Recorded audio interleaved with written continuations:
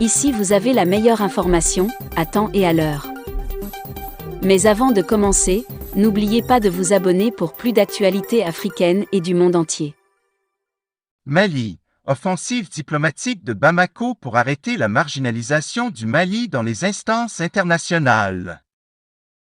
Après le cas fâcheux du G5 Sahel où l'on lui a refusé le poste de la présidence, le Mali mène actuellement une offensive diplomatique dans les instances internationales pour obtenir tous les postes qui lui reviennent de droit.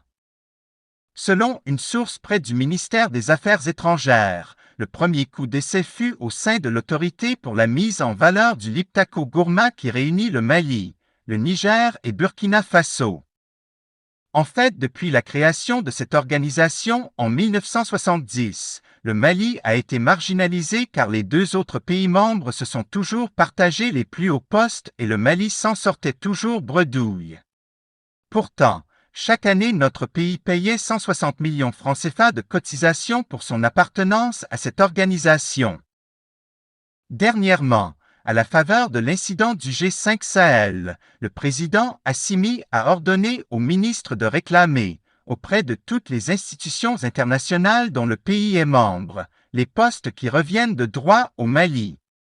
Pour le cas du Liptako Gourma, notre pays a demandé au même moment la présidence du Conseil des ministres et le secrétariat exécutif qui ont toujours été occupés par le Niger ou le Burkina depuis 52 ans. L'équation était claire, soit le Mali obtenait les postes en question, soit il quittait l'organisation. Ce 27 septembre 2022, lors de la 52e session de l'organisation tenue à Bamako, le Mali a obtenu les deux postes et notre source de remarquer, ceci est le fruit d'un effort diplomatique intense mené avec tact. En plus, dit-il, sur demande expresse du président Assimi, le Mali a également obtenu la rotation du poste du président en exercice de l'organisation sous-régionale basée à Ouagadougou.